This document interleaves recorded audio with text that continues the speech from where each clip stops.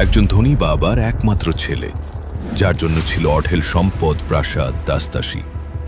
হঠাৎ এক রাতে ছেলেটি ঘোড়ায় রূপ নিল। কিন্তু কেন? কি এমন গোপন পাপ করেছিল সে, যার শাস্তি ছিল এমন ভয়াবহ রূপান্তর? আর তার নিষ্পাপ স্ত্রী, যে কিনা ছিল হাফেজে কোরআন, সে একা বেরিয়ে পড়ল 7 জঙ্গল পেরিয়ে তার স্বামীকে মানুষ রূপে ফিরিয়ে আনতে। এটা শুধু এক প্রেমের গল্প নয়, এটি তাওবা, দোয়া এবং নেককার স্ত্রীর অলৌকিক বিশ্বাসের এক সত্যিকারের পরীক্ষা। পুরো গল্পটি জানলে আপনার হৃদয় কেঁপে উঠবে, তাই ভিডিওটি 1 সেকেন্ডও স্কিপ করবেন না। একটি গ্রামে এক দম্পতি বাস করত, যারা খুবই ধনী ছিল। তাদের অনেক সম্পদ ছিল, জমি জমা ছিল, প্রাসাদ ছিল, গাড়ি ছিল এবং অনেক চাকর বাকর ছিল, যারা সব সময় তাদের সেবায় নিয়োজিত থাকত। কিন্তু এত কিছু থাকা সত্ত্বেও তারা সব সময় দুশ্চিন্তায় থাকত। তাদের অনেক সম্পদ ছিল, প্রাসাদ ছিল, কিন্তু তাদের কোনো সন্তান ছিল না। সন্তান না থাকার কারণে তারা দুজনেই খুব দুঃখিত ও বিষণ্ণ থাকত। সেই ধনী ব্যক্তি তার স্ত্রীর বহু চিকিৎসা করিয়েছিলেন, অনেক হাকিম, ডাক্তার ও তবিবের কাছে গিয়েছিলেন, কিন্তু তবু তারা সন্তানের নিয়ামত থেকে বঞ্চিত ছিলেন। তারা দরিদ্রদের 7 দিন খাবার খাওয়ালেন, এতিম মেয়েদের বিয়েও দিলেন, কিন্তু তবুও তাদের কোনো সন্তান হয়নি। একদিন সেই ধনী মহিলার কাছে একটি দাসী এসে বলে, বাইরের দরজায় একজন ফকির এসেছে। সে বলছে, আমি চাকরের হাত থেকে কিছু নেব না, যা নেব গৃহিণীর হাত থেকেই নেব। এসব শুনে গৃহিণী কিছু আটা ও টাকা এনে ফকিরকে দিলেন। ফকির সেই নারীকে দেখে বলল, মেয়ে, তোমার কি হয়েছে? তুমি অনেক কষ্টে আছো বলে মনে হচ্ছে কোনো দুঃখ তোমাকে ভিতর থেকে কুড়ে কুড়ে খাচ্ছে। তখন সেই ধনী মহিলা ফকিরকে তার দুঃখের কথা বলেন। আমার কোনো সন্তান নেই, আমি নিঃসন্তান। আল্লাহ আমাদের ধন সম্পদ দিয়েছেন, কিন্তু সন্তানের মতো এক অমূল্য নিয়ামত থেকে আমরা বঞ্চিত। এই ধন সম্পদ দিয়ে আমরা কি করব যখন আমাদের কোনো সন্তান নেই? এই বৃদ্ধ মহিলার কথা শুনে ফকিরও ব্যথিত হয়ে পড়ে। তারপর ফকির বলে, মেয়ে, তুমি সন্তানের সুখ পেতে পারো, কিন্তু কিছু সময়ের জন্য। আল্লাহ তোমাকে সন্তান দেবেন, কিন্তু সে কেবল 14 বছর বাঁচবে। তখন মহিলা বলেন, যদি আল্লাহর ইচ্ছা এমন হয় তাহলে আমার কোনো আপত্তি নেই। এরপর ফকির নিজের থলে থেকে কিছু চাউল বের করে মহিলার হাতে দিয়ে বললেন, এই চাল দিয়ে ক্ষীর রান্না করে তুমি ও তোমার স্বামী একসাথে খাবে। তারপর আল্লাহ তোমাদের সন্তান দান করবেন, যদিও মাত্র 14 বছরের জন্য, কিন্তু তিনি তোমাদের সন্তান দান করবেন। মহিলা ভাবতে থাকেন, 14 বছরের জন্য হলেও আমার সন্তান হবে। আমি একটি শিশু জন্ম দেব এবং তাকে ভালোভাবে লালন পালন করব। কে জানে আমি 14 বছর বাঁচব কিনা। 4 দিনের জীবন, 3 দিন তো চলেই গেল, আর 1 দিন বাকি। অন্তত সেই একদিনই আমি সন্তানের মা হওয়ার সৌভাগ্য অর্জন করি। এরপর সেই বৃদ্ধ ফকির চলে যান, আর সেই ধনী মহিলা ভিতরে এসে তার স্বামীকে সব কিছু বলেন, যে ফকির বলেছে সন্তান হবে, তবে কেবল 14 বছর বাঁচবে। তখন তার স্বামী বলেন, আমরা অনেক হাকিম ও বুজুর্গের কাছে গিয়েছি, কিন্তু আমাদের কোনো সন্তান হয়নি। চলো এই উপায়টাও একবার চেষ্টা করে দেখি। এরপর তার স্ত্রী সেই চাউল দিয়ে ক্ষীর রান্না করলেন, আর দুজনেই সেই ক্ষীর খেলেন। ক্ষীর খাওয়ার 1 মাস পর দেখা গেল মহিলা গর্ভবতী হয়েছেন। তার স্বামী বলে ওঠে, দেখো, সেই বুজুর্গ ফকির ঠিকই বলেছিলেন, তার কথা সত্যি হয়েছে। এবার আমাদেরও সন্তান হবে। নিশ্চয়ই উনি একজন আল্লাহওয়ালা বুজুর্গ। এইভাবে সময় কেটে যায়। 9 মাস পর তাদের একটি ছেলে সন্তান জন্ম নেয়। দম্পতি অনেক খুশি হন এবং গরিবদের 11 দিন খাবার খাওয়ান। তারা খুব আদর ভালোবাসা দিয়ে ছেলেকে লালন পালন করতে থাকেন।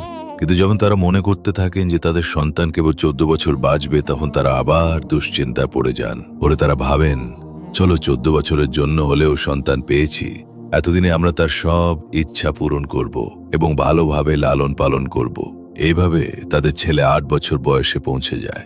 ধনী ব্যক্তি ছেলেকে বাসাতেই শিক্ষাদান করান, তাকে বাইরে কোথাও যেতে দেন না। মা বাবা তাকে ভালোবেসে শাহজাদা বলে ডাকতেন। এইভাবে শাহজাদার বয়স 12 বছর হয়। একদিন সে তার বাবাকে বলে, আব্বা, আমিও আপনার সঙ্গে জমিতে যেতে চাই। আপনি আমাকে কোথাও যেতে দেন না, শুধু ঘরের ভেতরেই রাখেন। বাবা ছেলের দিকে তাকিয়ে ভাবে, এখন তো আমার ছেলে মাত্র 2 বছর সময় বাকি। এই 2 বছরে চলুক, সে নিজের ইচ্ছে মতো জীবন কাটাক। তারপর বাবা মিথ্যে হাসি দিয়ে বলে, ঠিক আছে ছেলে, তুমি যেখানে যেতে চাও যেতে পারো। একদিন সেই দম্পতি চিন্তা করতে লাগলো, আমরা আমাদের ছেলের বিয়ে দিয়ে দেই, যাতে বাকি 2 বছর সে সুখে জীবন কাটাতে পারে। তারা বলল, চল আমরা আবার সেই ফকিরের সঙ্গে দেখা করি, যে 12 বছর আগে আমাদের চাউল দিয়ে গিয়েছিল। এরপর সেই ধনী ব্যক্তি তার চাকরদের আদেশ দিল, সে বুজুর্গ ফকিরকে খুঁজে আমার কাছে নিয়ে এসো। চাকররা দিনরাত এক করে সে বুজুর্গকে খুঁজে বের করল। তারা এক ছোট্ট কুটিরে আল্লাহর জিকিরে মগ্ন অবস্থায় বুজুর্গকে খুঁজে পেল। তারা বুজুর্গ ফকিরকে যথাযথ সম্মান ও আদবের সঙ্গে নিয়ে এলো সেই ধনীর কাছে। তখন ধনী ব্যক্তি বললেন, বাবাজি, আমার ছেলের জীবন থেকে মাত্র 2 বছর বাকি।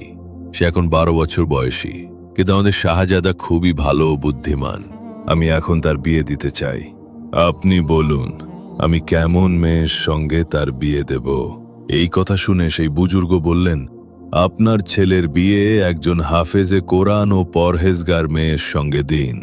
যদি আপনার পুত্রবধূ নেককার হয়, তাহলে সে তার স্বামীর জন্য সব কিছু করতে পারবে।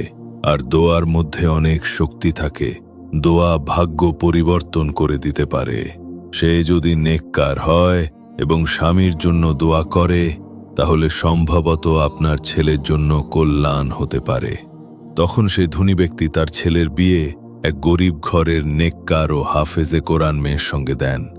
মেয়েটি খুবই ধার্মিক ও পরহেজগার ছিল। সেই ধনী ব্যক্তি ছেলেকে বলেছিলেন, শাহজাদা, তুমি যেখানেই যাও, যাই করো, তোমার স্ত্রী যেন এসব কিছু না জানে। শাহজাদা দিনে তার স্ত্রীর সঙ্গে থাকত, কিন্তু রাত হলেই অর্ধরাতে সে বিছানা থেকে উঠে বাইরে চলে যেত। ফজরের আগে আবার এসে বিছানায় শুয়ে পড়ত। তার স্ত্রী কিছুই টের পেত না। এইভাবে কয়েকদিন চলতে থাকে। এখন শাহজাদার বয়স 14 বছর হতে আর মাত্র কয়েকদিন বাকি। একদিন রাতের বেলা হঠাৎ করে তার স্ত্রীর ঘুম ভেঙে যায়। সে দেখে বিছানা খালি এবং তার স্বামী ঘরে নেই। সে উঠে পুরো ঘরে খুঁজে দেখল, তারপর ফিরে এসে চুপচাপ ঘুমিয়ে পড়ে এবং কাউকে কিছু বলে না। পরদিন ফজরের নামাজের জন্য ঘুম থেকে উঠে দেখে শাহজাদা আবার বিছানায় শুয়ে আছে। শাহজাদার স্ত্রী কিছু জিজ্ঞেস করে না। পরদিন রাতেও একই ঘটনা ঘটে। শাহজাদ কোথায় যায়, কার সঙ্গে দেখা করে, এটা ভেবে স্ত্রী উদ্বিগ্ন হয়ে পড়ে। তবুও সে কিছু বলে না। ভয় হয় স্বামী যদি রাগ করে। এইভাবে সময় কেটে যায়। একদিন তাদের ঘরে একটি বয়স্ক ফুলওয়ালা মহিলা আসে। সে আগেও বহুবার ফুল বিক্রি করতে এসেছিল। শাহজাদার স্ত্রী খুব খুশি হয়ে সেই বুড়ি আম্মার কাছ থেকে ফুল কিনল। ফুল কেনার সময় বুড়ি আম্মা তাকে জিজ্ঞেস করেন, মেয়ে, তুমি এত চুপচাপ কেন? কি দুঃখ তোমাকে ভেতরে ভেতরে কুরে কুরে খাচ্ছে? শাহজাদার স্ত্রী বলতে লাগলো, আম্মা, কি বলবো, আমার স্বামী রাতের বেলা কোথায় চলে যায় আমি জানি না, এবং সকালে আবার বিছানায় চলে আসে। সে কার সঙ্গে দেখা করে, কোথায় যায়, আমার কোনো ধারণা নেই। এই দুশ্চিন্তায় আমি সব সময় বিষণ্ণ থাকি। তখন বুড়ি আম্মা বলেন, আজ রাতে তুমি ঘুমিও না, জেগে থাকো এবং দেখো সে কোথায় যায়। মেয়েটি বলল, বুড়ি আম্মা, যদি আমার ঘুম চলে আসে তাহলে? বুড়ি বলল, তুমি একটা কাজ করো, তোমার হাতের ছোট্ট একটা জায়গা কেটে নাও এবং সেখানে লবণ ছিটিয়ে দাও, তাহলে ঘুম আসবে না। রাত হলে মেয়েটি ঠিক তাই করল। আঙুলে সামান্য কেটে নিল, তাতে লবণ ছিটিয়ে দিল এবং সারা রাত জেগে থাকল। তবে ফজরের সময় তার শরীর ক্লান্তিতে একেবারে ভেঙে পড়ছিল। সে তখন আঙুল ধুয়ে বলে, রাত তো কেটেই গেল, স্বামী কোথাও যায়নি, এখন একটু ঘুমাই। সে ফজরের নামাজ পড়ে শুয়ে পড়ে। ঘুম ভাঙে সকাল 10টায়। দেখে শাহজাদা জেগে আছে এবং মায়ের সঙ্গে বসে আছে। ওই রাতটিও একইভাবে কেটে যায়। সন্ধ্যায় আবার সেই বুড়ি আম্মা আসে ফুল নিয়ে। শাহজাদার স্ত্রীকে জিজ্ঞেস করে, তোমার স্বামী কোথায় যায় কিছু জানলে? সে বলল, না আম্মা, আমি কিছুই জানতে পারিনি, আমি ফজরের পরে ঘুমিয়ে পড়েছিলাম। তখন বুড়ি আম্মা বললেন, আজ তুমি সেই কাটা আরও একটু গভীর করো এবং আবার লবণ ছিটিয়ে দাও, তাহলে ঘুম আসবে না। আর যখন তোমার স্বামী রাতে ঘর থেকে বের হবে, তখন সামনে গিয়ে জিজ্ঞেস করো, তুমি কোথায় যাচ্ছ? মেয়েটি একদম তাই করল। গভীর রাত হলে শাহজাদা বিছানা থেকে উঠল, ধীরে ধীরে বাইরে যাচ্ছিল। হঠাৎ মেয়েটি উঠে দাঁড়িয়ে রাস্তা আটকে বলল, তুমি রাতে কোথায় যাচ্ছ? কার সঙ্গে দেখা করতে যাচ্ছ? তুমি কি আমার সাথে প্রতারণা করছো? তুমি কি কোনো মেয়ের সঙ্গে দেখা করতে যাচ্ছ? শাহজাদা তাকে অনেক বুঝাতে চেষ্টা করল, আমি তোমাকে বলতে পারবো না, বললে তুমি আমাকে ছেড়ে চলে যাবে। কিন্তু স্ত্রী বলল, না, আমি যেভাবেই হোক সত্য জানতে চাই, যা হতে পারে হোক। শেষ পর্যন্ত স্ত্রীর জেদের কাছে হার মানে শাহজাদা। এ সময় শাহজাদা কিছু কাঁচা চাল নিয়ে এলো এবং তার স্ত্রীকে বলল, তুমি তোমার 2 মুঠো এই চালে ভরে ফেলো। সে তাই করল। শাহজাদা বলল, প্রথমে তুমি তোমার ডান হাতের চাল আমার উপর ফেলবে, তখন তুমি আমাকে দেখতে পাবে আমি আসলে কে। এরপর বাম হাতের চালও আমার উপর ফেলবে, কিন্তু একটা কথা মনে রেখো, যদি তুমি বাম হাতের চাল না ফেলো তাহলে তুমি আমাকে চিরদিনের জন্য হারিয়ে ফেলবে। মেয়েটি সঙ্গে সঙ্গে ডান হাতের চাল তার স্বামীর উপর ফেলে দিল। তখনই সে একটি সাদা ঘোড়ায় রূপান্তরিত হয়ে গেল। তার শরীরে ছিল লম্বা সাদা লোম। এই দৃশ্য দেখে মেয়েটি ভয় পেয়ে গেল। সে তার স্বামীর বলা কথাটি ভুলে গেল যে এরপর তাকে বাম হাতের চালও ফেলতে হবে। ভয়ে সে বাম হাতের চাল ফেলতে ভুলে গেল। তখন সেই ঘোড়া ঘর থেকে বের হয়ে চলে গেল এবং আর ফিরে এলো না। মেয়েটি খুব দুশ্চিন্তায় পড়ে যায় এবং বলতে থাকে, সব আমার ভুলে হয়েছে। আমি যদি বাম হাতের চাল ওর উপর ফেলে দিতাম তাহলে সে চলে যেত না। তখন সে তার শ্বশুর শাশুড়িকে সব কথা জানায়। তার শ্বশুর এই দুঃখে বিছানায় পড়ে যান। এভাবে 2 মাস কেটে যায়। 6 মাস পেরিয়ে গেলেও শাহজাদার কোনো খোঁজ মেলে না। তারা অনেক চেষ্টা করে, ছেলেকে খুঁজে পায় না। একদিন সেই হাফেজে কোরআন স্ত্রী তার শ্বশুর শাশুড়িকে বলে, আপনারা আমাকে অনুমতি দিন, আমি নিজেই আমার স্বামীকে খুঁজে আনতে চাই। দম্পতি এতে খুব খুশি হলেন। তারা অনেক চাকর বাকর তার সঙ্গে দিয়ে দিলেন। মেয়েটি তার চেহারা বদলে হিজাব পরে বের হলো এবং এক দূরের জায়গায় গেল যেখানে অনেক মানুষ যাতায়াত করে। সেখানেই সে একটি লঙ্গরখানা খুলে দিল যেখানে সে মানুষকে ফ্রি খাবার খাওয়াতে পারে। সে আগত সবাইকে বলতো, আমি আপনাদের বিনামূল্যে খাওয়াবো, কিন্তু শর্ত একটাই, আপনারা আমাকে একটি নতুন বা অদ্ভুত গল্প শোনাতে হবে। লোকেরা প্রতিদিন আসতো, খেত এবং নানা নতুন নতুন গল্প বলতো, কিন্তু মেয়েটি যে খবর চাচ্ছিল তা কিছুতেই পাচ্ছিল না। এভাবেই সময় কেটে যাচ্ছিল। ওই শহরে এক বুড়ি মহিলা বাস করত যার কেউ ছিল না। সে মাঝে মাঝে ফুল বা সবজি বিক্রি করে জীবিকা নির্বাহ করত। একদিন সে ফুল তুলতে যায়। ফুল তুলতে তুলতে সন্ধ্যা হয়ে যায় এবং অন্ধকার নেমে আসে। অন্ধকারে কিছু দেখা যাচ্ছিল না। তখন সে দেখে একটি গরু হাঁটছে যার গলায় ঘণ্টা বাঁধা। বুড়ি ভাবে, এই গরু পেছনে পেছনে গেলে আমি গ্রামে পৌঁছাতে পারবো। গরুটি হাঁটতে হাঁটতে অনেক মাঠ পেরিয়ে যায়। বুড়ি গরুর পেছনে পেছনে হাঁটতে থাকে। শেষ পর্যন্ত তারা একটি গুহার সামনে আসে। গরু গুহায় ঢুকে পড়ে এবং বুড়িও তার পেছনে গুহার ভিতরে ঢুকে পড়ে। বুড়ি গুহার ভেতরে এসে দেখে সেখানে কিছু আলো আছে। সে ভয় পেয়ে যায় এবং ভাবে, আমি কোথায় এলাম। সে গুহার এক কোণে লুকিয়ে থেকে দেখতে থাকে। গরুটি সেখানে দাঁড়িয়ে ছিল। হঠাৎ সেখানে একটি সাদা ঘোড়া এসে হাজির হয়, যার লম্বা সাদা লোম ছিল। কিছুক্ষণ পর সেই ঘোড়া একটি ছেলের রূপ নেয়। ছেলেটি গরুর দুধ দহন করে তা খায়। তারপর নিজের জন্য খাবার তৈরি করে তারপর সে খাবার খেতে বসে। এমন সময় সেখানে একটি কাক আসে। ছেলেটি কাককে জিজ্ঞেস করে, বল, আমার মা বাবা কেমন আছেন? কাক উত্তর দেয়, তোমার মা বাবা তোমার চিন্তায় অসুস্থ হয়ে গেছেন, বিছানায় পড়ে আছেন। ছেলে আবার জিজ্ঞেস করে, আমার জমি জমা ব্যবসা কে দেখছে? কাক বলল, তোমার বাবার এক বিশ্বস্ত চাকর আছে, সব কিছু সেই দেখাশোনা করছে। ছেলে আবার জিজ্ঞেস করে, আমার স্ত্রী কেমন আছে? কাক বলল, তোমার হাফেজে কোরআন স্ত্রী শহরে একটি লঙ্গরখানা খুলেছে, সেখানে সে মানুষকে খাবার খাওয়ায়। এইসব শুনে ছেলেটি ঘুমিয়ে পড়ে। বুড়ি এই সব লুকিয়ে দেখে এবং অবাক হয়। সে নিজের জীবনে এমন কিছু কখনো দেখেনি। সে সারা রাত সেখানে বসে থাকে। সকাল হলে ছেলেটি ঘুম থেকে ওঠে, গরুর দুধ দহন করে এরপর গরুকে বাইরে চারণভূমিতে ছেড়ে দেয় আর নিজে আবার ঘোড়ার রূপ ধারণ করে গুহা থেকে বের হয়ে যায়। বুড়িও গুহা থেকে বের হয়ে নিজের বাড়ির দিকে রওনা দেয়। পথ অনেক দীর্ঘ ছিল। হাঁটতে হাঁটতে বুড়ি ক্লান্ত হয়ে পড়ে। তখন সে দেখে এক জায়গায় ফ্রি খাবার দেওয়া হচ্ছে। সে সেখানে গিয়ে খেতে বসে। হাফেজে কোরআন স্ত্রী বলল, আপনি কি খাবেন? বুড়ি বলল, হ্যাঁ মেয়ে, আমি খুবই ক্ষুধার্ত, রাত থেকে কিছু খাইনি। মেয়েটি বলল, তবে খাবারের বিনিময়ে আপনাকে আমাকে একটি নতুন বা অদ্ভুত গল্প শোনাতে হবে। বুড়ি ভাবে, রাতের ওই ঘটনা থেকে বেশি অদ্ভুত আর কি হতে পারে, তাই সে মেয়েটিকে রাতের পুরো ঘটনা খুলে বলে। এই ঘটনা শুনে মেয়েটির মনে হয় ঘোড়াটি আমার স্বামী। মেয়েটি সেই বৃদ্ধাকে পেট ভরে খাওয়াল এবং বলল, আমাকে দয়া করে সেই গুহা পর্যন্ত নিয়ে চলুন। বৃদ্ধা বললেন, না মেয়ে, তুমি ওখানে যেও না, ওটা খুব বিপজ্জনক জায়গা, তোমার প্রাণের ঝুঁকি আছে। কিন্তু মেয়েটি দৃঢ়ভাবে বলল, আমার সেখানে যাওয়া খুব জরুরি, আপনি শুধু আমাকে সেখানে পৌঁছে দিন। বৃদ্ধা রাজি হয়ে গেলেন।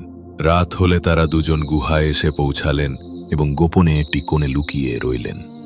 কিছুক্ষণ পর সেখানে সেই গরু এলো, আর সঙ্গে সঙ্গে সেই ঘোড়াও এলো, যেটি আবার একটি ছেলের রূপ ধারণ করল। সে ছেলেটি আর কেউ নয়, মেয়েটির স্বামী শাহজাদা। ছেলেটি যথারীতি গরু দুধ দহন করে খাবার তৈরি করল। তারপর সেই কাক আবার এলো। ছেলেটি জিজ্ঞেস করল, আমার মা বাবা কেমন আছে? কাক বলল, তোমার মা বাবা এখনো অসুস্থ। এবার যখন সে স্ত্রীর কথা জিজ্ঞেস করল, তখনই মেয়েটি লুকানায় থেকে বেরিয়ে এলো, স্বামীর সামনে গিয়ে কেঁদে ফেলল এবং ক্ষমা চাইল। শাহজাদা স্ত্রীকে কাঁদতে দেখে নিজেও আবেগে ভেঙে পড়ে। স্ত্রীকে শান্ত করে সে বলল, যদি তুমি সত্যি আমাকে ফিরে পেতে চাও, তাহলে তোমাকে একটি কঠিন কাজ একা করতে হবে। যদি তুমি এই কাজ করতে পারো, তাহলে আমি চিরদিনের জন্য মানুষ হয়ে ফিরে আসব। মেয়েটি বলল, আমি আপনার জন্য সবকিছু করতেও প্রস্তুত। ছেলেটি বলল, এই গুহা থেকে বেরোয় ডান দিকে চলতে থাকো, তারপর একটি গভীর জঙ্গল আসবে, এমনভাবে করে 7টি জঙ্গল তোমাকে পার হতে হবে। 7ম জঙ্গলে একটি পুরনো কুঁড়ে ঘর থাকবে, সেখানে এক বুড়ো আল্লাহওয়ালা থাকেন, তার একটি কালো রঙের ঘোড়া আছে, তোমাকে সেই ঘোড়া লোম এনে দিতে হবে, আর এই সব তোমাকে জোহরের নামাজের আগেই করতে হবে। রাত কেটে গেল। ভোরবেলা মেয়েটি একাই রওনা হয়ে গেল। প্রথম জঙ্গলে সে প্রবেশ করল, যেখানে ভয়ঙ্কর সব জানোয়ার ছিল, কিন্তু সে কোরআনের আয়াত পড়ে এগিয়ে যেতে লাগল। এরপর দ্বিতীয় জঙ্গল এলো, যেখানে আরও ভয়ঙ্কর প্রাণী ছিল।